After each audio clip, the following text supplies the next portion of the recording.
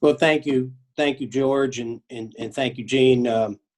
It's an honor to be on this panel. I want to thank George Stark, Cabot Oil and Gas, and as well as all your colleagues in the Pennsylvania energy industry for putting together today's webinar. More importantly, thank you all for creating more than 300,000 energy sector jobs in Pennsylvania, making the United States, not just Pennsylvania, but the United States, the number one producer of natural gas in the world, while also helping Pennsylvania cut CO2 emissions by over 30% over this last decade. I hope everyone is safe and healthy during this unique and challenging pandemic. You have put me on a panel today with my two favorite Genes, Senator Gene Yacht and Gene Barr.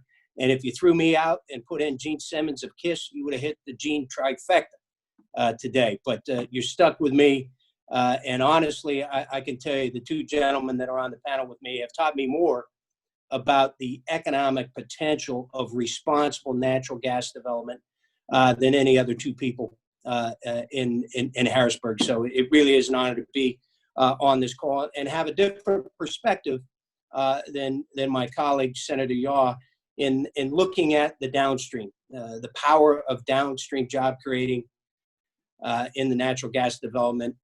When 2 million, we're approaching 2 million Pennsylvanians are out of work, and our economy is spinning toward a deep and painful recession. As you all know on the webinar, the Royal Dutch Shell cracker plant, Beaver County, is the most significant economic development project in Pennsylvania. With over 6,000 construction trade jobs and $6 billion in private investment, the Shell cracker plant is a window into an economic future that could make Pennsylvania not only a global leader in natural gas production, but a giant in manufacturing, particularly in the petrochemical industry.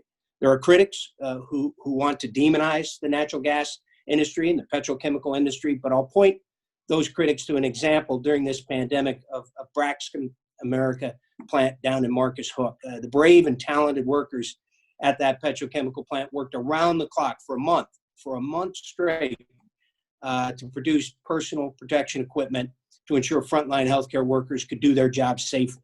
They taught us a lot about the American spirit and even more about how important the petrochemical industry is to our everyday lives. Over the past year, I've worked very closely with industry leaders, Pennsylvania building trades, as well as economic development professionals to work on a legislative model that would mirror the success of the Shell cracker plant, that economic success in the dry gas play in northeastern Pennsylvania, in counties represented by Senator Yaw like Bradford and Susquehanna.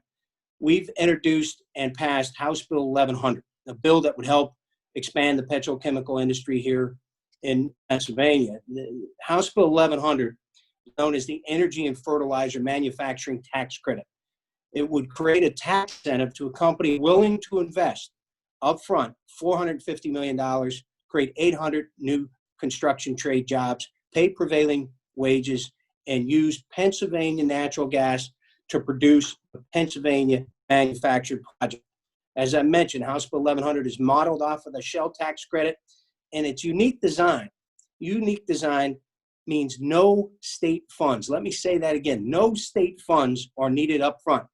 This is designed as a 20% reduction on a company's qualified tax liabilities only after a plant is built, workers are paid, and a product is manufactured and sold. The energy and fertilizer manufacturing tax credit can be sold to both upstream and downstream companies to further multiply the economic benefit of this tax credit. Think about the economic supply chain over the anticipated 4-year construction phase of a dry gas fertilizer plant.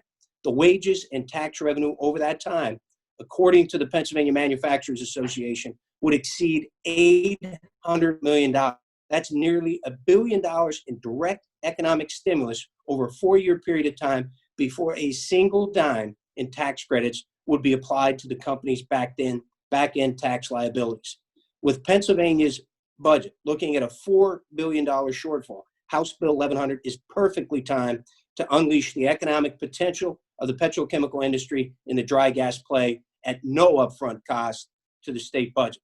House Bill 1100 passed the Senate 39-11, passed the House 157-35 with broad bipartisan support. Regretfully, Governor Wolf has vetoed House Bill 1100 on the grounds that he prefers to do these economic development projects on a case-by-case basis. This despite the governor and DCD continuing to promote the effectiveness of the Shell tax credit to, in their words, grow the petrochemical manufacturing industry in Pennsylvania exponentially. It is the plan of the General Assembly, with the assistance of the Pennsylvania building trades and our industry partners, to override the governor's veto before the end of this legislative session, which concludes in December of this year. As I mentioned, I represent Luzerne and Carbon counties, two counties that are just a bit south of the natural gas production boom occurring in Senator Yaw's district. With no well pads, but the availability of thousands of acres of rail-served industrial land, Luzerne and Carbon counties can be a downstream economic hub for the petrochemical manufacturing industry.